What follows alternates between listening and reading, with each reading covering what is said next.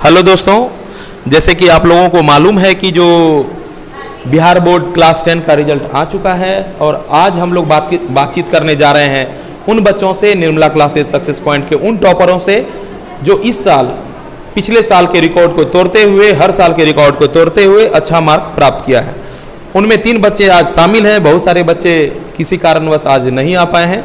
उनमें से top most 3 student, सबसे पहले गौतम कुमार जिन्होंने 464 नंबर लाया है, उसके बाद निहारिका कुमारी जिन्होंने 459 नंबर लाया है और एमडी साबिर आलम जिन्होंने 447 नंबर लाया है।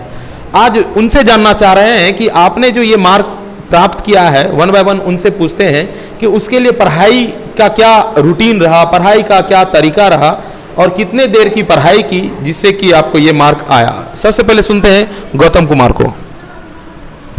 मैं तो अपने सबसे पहले सफलता का श्रेय अपने माता पिता और मुकुंद सर को देना चाहूँगा, जिसके वजह से मैं आज इस मुकाम तक पहुँचा हूँ।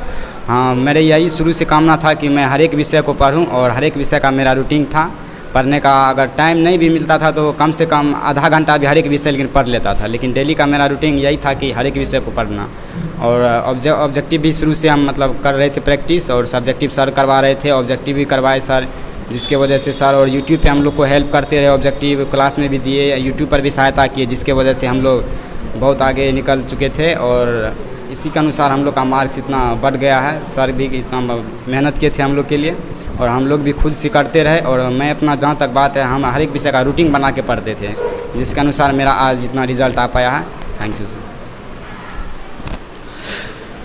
अब बात करने जा रहे हैं निहारिका कुमारी से। उनसे ये पूछना चाह रहे हैं कि आपका जो डेली का रूटीन था, तो डेली के रूटीन में कितने देर आप कोई सब्जेक्ट पढ़ते थे? जैसे कि मैं खासकर जानना चाहूँगा मैथ में कितने देर समय देते थे, साइंस में कितने देर समय देते थे और अदर सब्जेक्ट में कैसे टाइम मैनेज करते थे, उनके बारे में बताएं। आप अपने रूटीन के बारे में बताएं।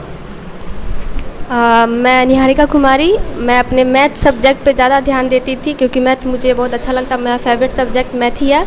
उसके बाद मेरा साइंस है, तब संस्कृत है। मैंने सबसे ज़्यादा टाइम मैथ पे ही दिया क्योंकि मैथ मेरा सबसे फेवरेट था और मुझे वही बनाने में ज़्यादा मन लगता था। उसके बाद मैंने साइंस पे टाइम दिया क्योंकि साइंस जल्दी मुझे याद नहीं होता था, ना ऑब्जेक्टिव ना सब्जेक्टिव।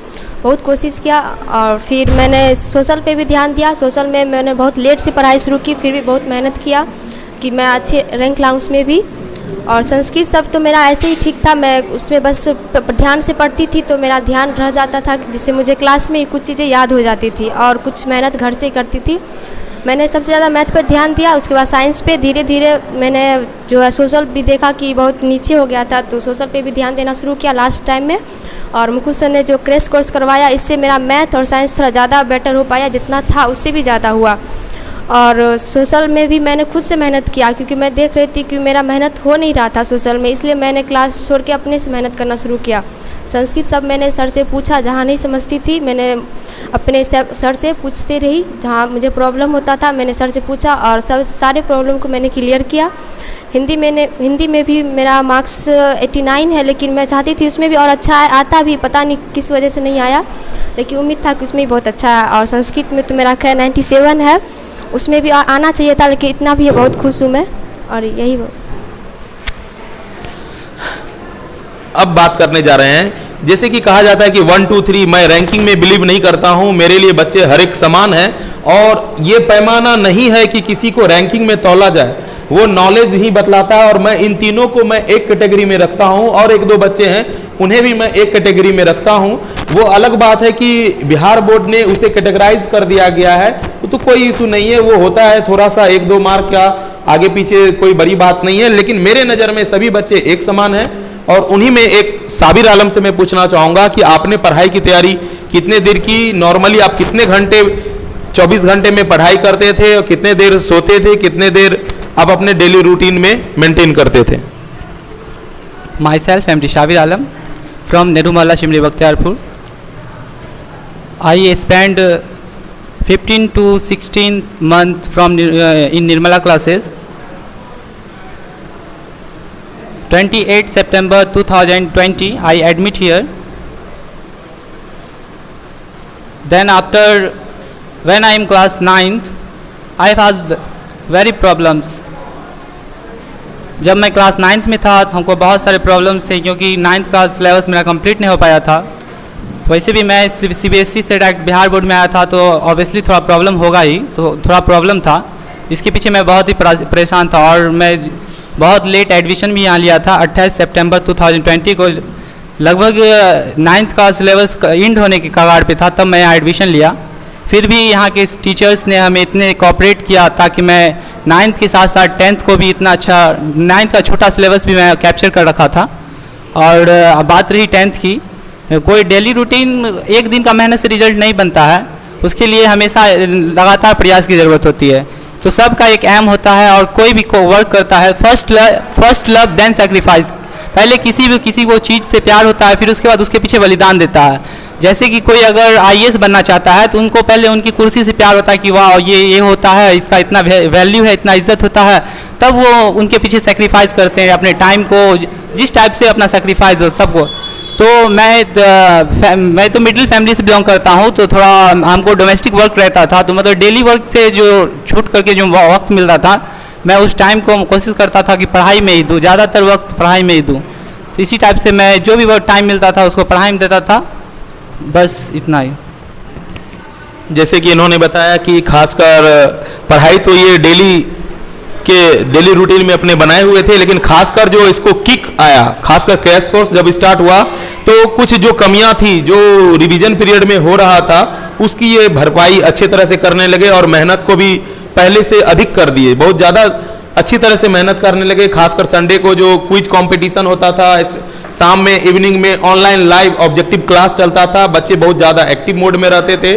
घर पे सुबह में यहाँ ऑफलाइन क्लास चलता था और शाम में ऑनलाइन क्लास चलता था। ये रेगुलर बेसिस पे जुड़ते थे और कमेंट के माध्यम से अपनी प्रॉब्लम्स को, अपने आंसर को वो बताते रहते थे। चाहे वो बहुत सही बात बोला है इन्होंने कि जो बहुत सारे सेक्रीफाइस किए हैं, चाहे वो एक मैंने पोस्ट भी किया है 31 दिसंबर के नाइट को। नॉर्मली बच्चे छुट्टी मनाना चाहते हैं, न्यू ईयर की पार्टी करना चाहते हैं, लेकिन मेरे बच्चे, इनका बलिदान ही है जो उस रात भी पढ़ने के लिए इच्छुक थे। 31 नाइट को वो दोपहर से लेकर अच्छा खासा 7 से 8 घंटे की पढ़ाई लगातार पढ़े, और ये तभी पॉसिबल हो पाएगा जब बच्चे होंगे। टीचर कुछ भी नहीं कर सकता है बिना बच्चों के, क्योंकि बच्चे जब तक उन्हें सपोर्ट नहीं करेंगे, अगर मैं क्लास में पढ़ा रहा हूं और बेंच पे कोई भी बच्चे नहीं बैठे हैं तो मैं किसे पढ़ाऊंगा। तो वो बच्चे ही थे जो लगातार 7 से 8 घंटे तक लगातार ध्यान से पढ़े, और उन्हीं का नतीजा था कि इसी तरह से लगातार करते रहे। अपने पर्व त्योहारों को साइड में रखते हुए, एक्स्ट्रा एक्टिविटीज को साइड में रखते हुए, एग्जाम का इंपॉर्टेंस को समझते हुए अच्छे से तैयारी की और इस मार्क को प्राप्त किया। अभी भी और कमियां रह गई हैं जो मैं सुधार करने की कोशिश करूंगा संस्थान के रूप में। बच्चों को जो बच गए हैं, जो पिछले साल मैं नहीं दे पाया था, खासकर लॉकडाउन पीरियड के कारण पढ़ाई में, मैं खुद एक्सेप्ट करता हूं कि कुछ कमियां थी, ये मेरे कारण नहीं हुआ था। ये ऐसा समय काल चल रहा है, खासकर कोरोना काल चल रहा है, जो मैं अपना 100% मैंने नहीं दिया है। जहां तक मैं, अगर हम अपने आप को तौल पाऊं कि आपने सर अपने बच्चों पे कितना मेहनत किया, तो मैं बोलूंगा मैं 85% ही मैं अपने बच्चों पे मेहनत कर पाया हूं, चाहे वो जिस रीजन से रहा हो। ये जो 15% का जो मैंने कमी किया है, मैं इसकी भरपाई आगे के सेशन में करूंगा। मैं ये नहीं कर सकता हूं कि मैंने अपना 100% इन बच्चों को दिया है। और जो, क्योंकि कहा जाता है कि जब तक आप अपने कमियों को ढूंढ कर उसे सुधारेंगे नहीं, तब तक आप इंप्रूव नहीं कर सकते हैं। तो सबसे पहले किसी भी बच्चे को, या हम अपने स्टूडेंट को ये कहना चाहेंगे, पहले सबसे पहले आप अपनी कमियों को पहचानें कि आपकी कमियां क्या हैं, और उस कमियों को ठीक करने के लिए निरंतर प्रयास करते रहें। वो एक दिन में नहीं होगा। अपने लाइफ स्टाइल को चेंज करिए और जो भी कमियां हैं उसे दूर करिए। अगर आप अपनी कमियों को ध्यान में रखते हुए उसे दूर कर लेते हैं तो सक्सेस कोई नहीं रोक सकता है।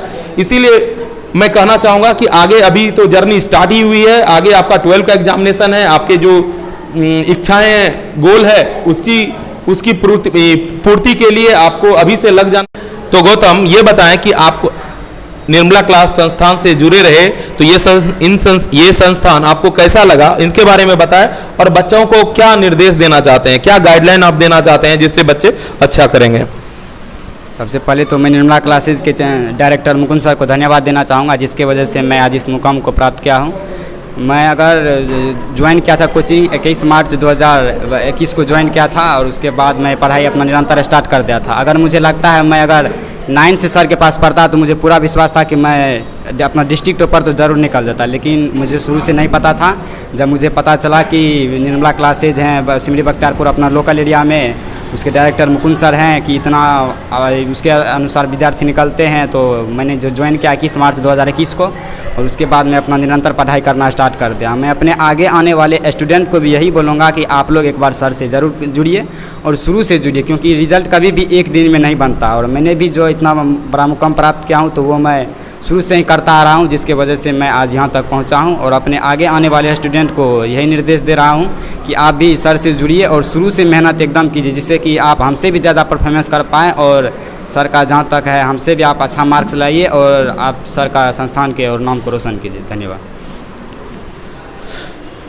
तो आप ये बताएं कि जो अभी जो आप पढ़ रहे थे तो इसमें आपकी दिनचर्या में कितने घंटों की पढ़ाई होती थी? तो मैं अपने पढ़ाई को कभी भी घंटे में नहीं तोलता था, उसको मतलब मैं कितना देर में मैनेज कर रहा हूँ मैं सबसे पहले बात ये देखता था। और रही बात पढ़ाई घंटे की, तो मैं मिनिमम 8 से 9 घंटा पढ़ाई कर लेता था। उससे ज़्यादा फिर अपना घर रहता था तो थोड़ा काम भी रहता था, तो काम सब भी संभालना पड़ता था, क्योंकि मैं एक मिडिल फैमिली से और गांव से बिलोंग करता हूं, जिसके वजह से मैं गांव से पढ़ने आता था।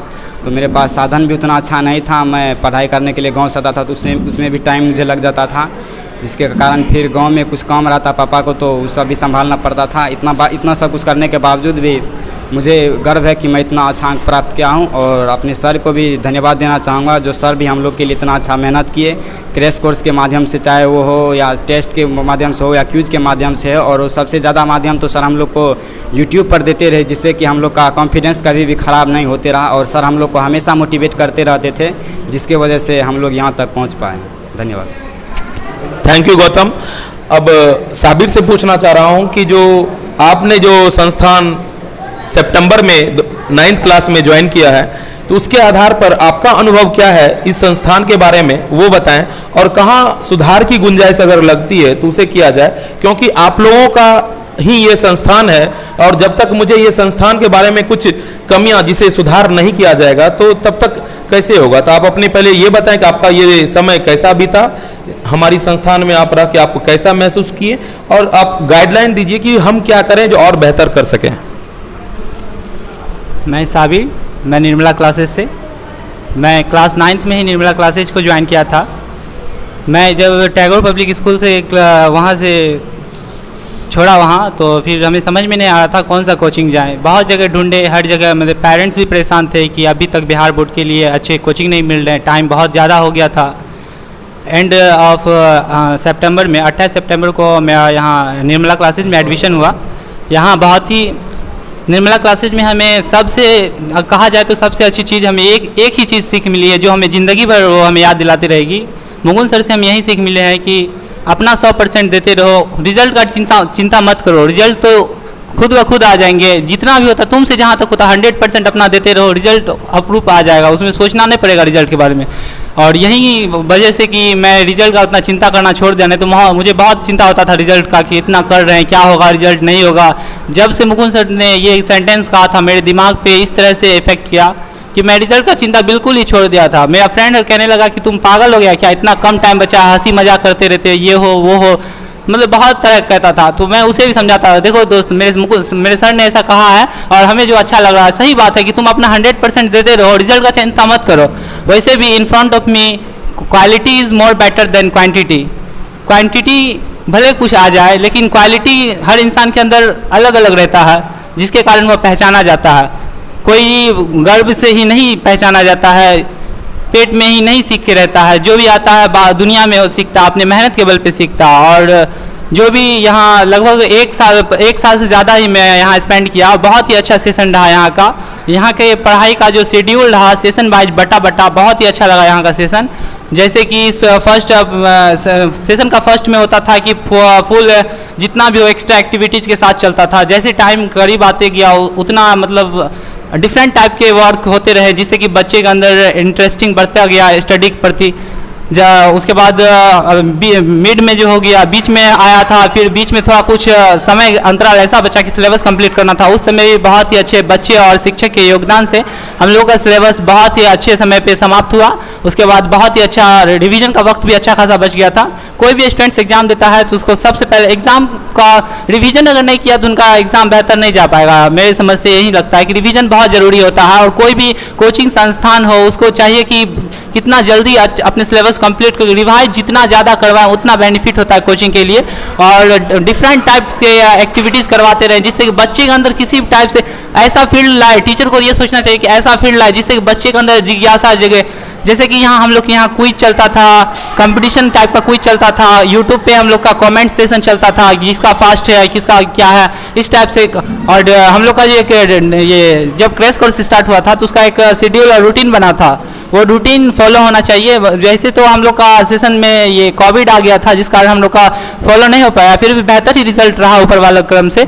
लेकिन उम्मीद है कि अगर नेक्स्ट ईयर से अगर सर क्रैश कोर्स जो करते हैं, क्रैश कोर्स का रूटीन बहुत ही अच्छा है, उसको अगर फॉलो किया जाए तो हमको पूरा विश्वास है कि निर्मला क्लासेस के स्टूडेंट्स जरूर बिहार बोर्ड के टॉपर्स में शामिल होंगे। उसको कोई नहीं काट सकता क्योंकि रूटीन इतना बेहतर है कि कोई भी इंसान देखेगा तो वो कह ही देगा रूटीन से, और उसको फॉलो किया जाता है। लेकिन हम लोग का लगभग रूटीन कंप्लीट हो गया था, बहुत ही अच्छा रहा इस सेशन काल में। बस यही, और सर को बहुत बहुत धन्यवाद देना चाहते हैं, और सर के भाई को भी जो हमें एसएसटी में इतना अच्छा पढ़ाया कि मतलब एसएसटी हमको बिल्कुल बोरिंग लगता था, और जो कि हमको आगे बहुत काम आने वाला एसएसटी पेपर, और बहुत बोरिंग लगता था। सर के भाई हैं, क्या नाम है सर? हाँ, गीत गोविंद भैया सर थे। वो एसएसटी हम लोग को 5 बच्चे ही थे। टीचर ऐसा ही होना चाहिए, उसको ये नहीं होना चाहिए लोग क्या है ज़्यादा बच्चा रहेगा तब पैसे मिलेंगे तो पढ़ाएंगे, नहीं तो नहीं। 5 बच्चे, 5 या 6 बच्चे थे, उनको ही सर पढ़ाने का हिम्मत किया। सर में भी वो जज्बा और जुनून देखे, और बच्चों में उतना ही उत्साह था। इतना अच्छा सेशन रहा सोशल स्टडीज़ का कि इकोनॉमिक्स पोर्शन में हम लोग को कंप्लीट करवाए थे। हमको नहीं लगता है कि इकोनॉमिक्स उससे बाहर कोई जितना बच्चा सर से पढ़े होंगे उनको उनसे बाहर आया होगा। और ऐसा नहीं सिर्फ एग्जाम के इंटरव्यू से ही देखा जाए तो अपने लाइफ से भी जोड़ के देखें तो बहुत ही फायदेमंद रहा हम लोग के लिए इकोनॉमिक्स के सर जो पढ़ाए थे। तो इसलिए हम बहुत बहुत धन्यवाद देना चाहते हैं हमारे निर्मला क्लासेस के डायरेक्टर मुकुंद सर को, कि जिनके गाइडलाइंस के अंदर हम लोग अपना अच्छा प्रदर्शन कर सकें। और हम चाहते हैं कि आप हम लोगों के लिए और भी आगे दुआएं करें ताकि अच्छे मुकाम तक पहुँच सके, जहाँ तक होगा हम लोग भी आप लोग को कोऑपरेट करने का साथ देंगे। Thank you sir. Thanks Sabir.